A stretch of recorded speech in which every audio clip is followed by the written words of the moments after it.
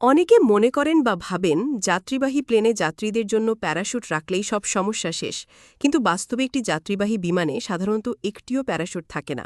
যদিও প্রথম শুনতে নিরাপত্তার জন্য প্রতিটি যাত্রীর জন্য প্যারাশুট থাকা ভালো মনে হতে পারে, কিন্তু বাণিজ্যিক বিমানে এটি রাখা একেবারেই ঝুঁকিপূর্ণ ও অবাস্তব। চলুন বিস্তারিত জানি কেন বিমানে প্যারাশুটের ব্যবহার বাস্তবসম্মত নয়। প্রথমত, আধুনিক যাত্রীবাহী বিমানগুলো সাধারণত ৩০,০০০ থেকে ৪০,০০০ ফুট উচ্চতায় ঘণ্টায় ৮০০ থেকে ৯০০ কিলোমিটার গতিতে উড়ে। এই উচ্চতায় বায়ুচাপ অনেক কম থাকে এবং তাপমাত্রা -৫০°C পর্যন্ত নেমে যায়, যেখানে অক্সিজেনের অভাবে শ্বাস নেওয়া প্রায় অসম্ভব হয়ে পড়ে। এমন অবস্থায় প্রশিক্ষণ ছাড়া কেউ যদি প্যারাশুট নিয়ে লাফ দেয়, তাহলে কয়েক সেকেন্ডেই হাইপোথার্মিয়া, অক্সিজেনের অভাবে অজ্ঞান হয়ে পড়া বা মৃত্যুর সম্ভাবনা থাকে।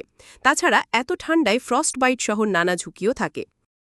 দ্বিতীয়ত, বাণিজ্যিক বিমানের দরজাগুলো মাঝ আকাশে খোলা যায় না, কারণ কেবিনের ভেতরের চাপ বাইরের চাপের থেকে অনেক বেশি থাকে, যা দরজা খোলাকে প্রায় অসম্ভব করে তোলে। ধরেও নেওয়া যাক দরজা খোলা গেল, তখন বিমান যে গতিতে উড়ে তাতে ঝাঁপ দিলে শরীর বিমানে আঁচকে পড়বে বা বাতাসে ছিটকে গিয়ে মারাত্মক আঘাত পেতে পারে, এমনকি বাতাসের গতিতে শরীরের হাড় চুরমার হতে পারে। তৃতীয়ত, প্রতিটি যাত্রীর জন্য প্যারাশুট রাখা মানে প্লেনের ভেতরে বিশাল জায়গা ও অতিরিক্ত ওজন নেবা, যা জ্বালানি খরচ, ভারসাম্য এবং খরচের জন্য খুবই অকার্যকর। উপরন্তু, প্যারাশুট ব্যবহার শেখানো কঠিন এবং একেবারে প্রশিক্ষণহীন যাত্রীদের জন্য মাঝ আকাশে প্যারাশুট দিয়ে ঝাঁপ দেওয়া প্রায় অসম্ভব বা আত্মহাননেরই শামিল।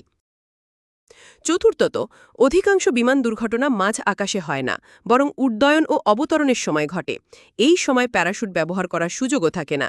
এছাড়া উঁচু আকাশ থেকে যদি কেউ ঝাঁপ দিয়েও ফেলে, তাহলে নিচে অবতরণের জায়গা বা পরিবেশ সম্পূর্ণ অনিশ্চিত থাকে। সমুদ্র, জঙ্গল, পাহাড় বা জনবহুল এলাকায় নামা অনেক ঝুঁকিপূর্ণ।